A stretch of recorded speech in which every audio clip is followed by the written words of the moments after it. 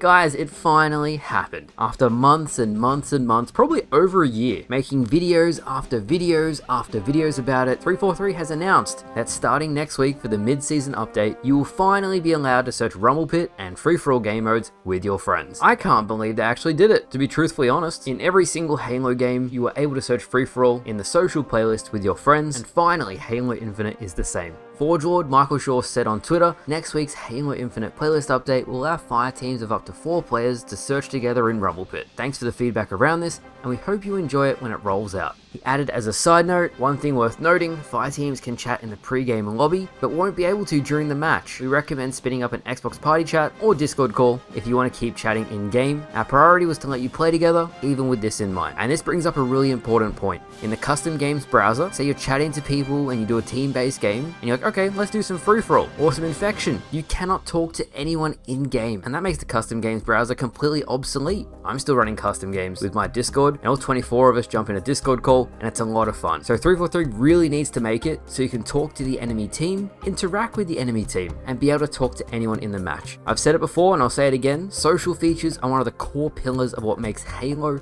Halo. And judging by how this is worded by Forge Lord, they're aware that players want to communicate with other people in the game, so hopefully in the future, this will be enabled as well. Now that isn't all the good news I have today. As a lot of you are aware, when Season 3 rolled out, a lot of people couldn't access the game anymore. PCs with less than 4 GB of RAM were unable to launch the game or crash shortly thereafter. I had so many comments from you guys saying, Remy, we can't play the game anymore. We used to get 120 FPS, no problem, but now we can't even open the game. We gave feedback about this and Rumble Pit, and to my surprise, 343 has announced that after the next update, PCs with less than 4 GB of RAM will receive a notification upon launch reminding them that they do not meet the minimum specs and may experience performance issues in-game. On screen now are the specs themselves, but can you believe it? We did it, guys. We actually did it. Based on our feedback, you can now play Rumble Pit with your friends, and people who had low specs can now once again play the game. You guys should be so proud of yourselves, because this would not have been possible without you guys giving your comments and your feedback every time I do one of these videos. So I was so happy when I read this. I also got tagged in the Twitter post 100 times saying, Remy,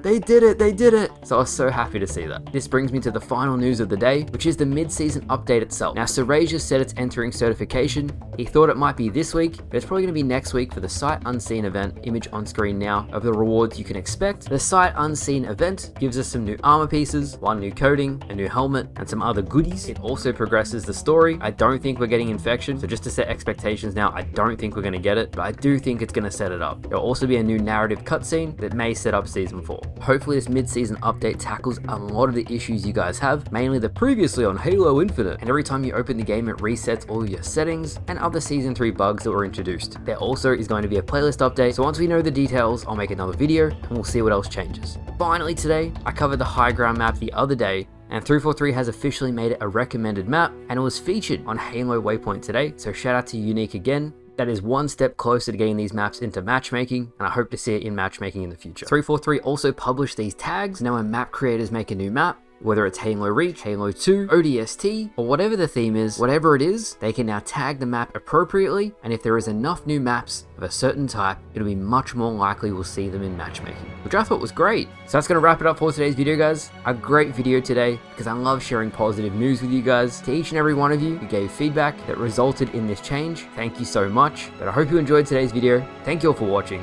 and I'll see you guys later.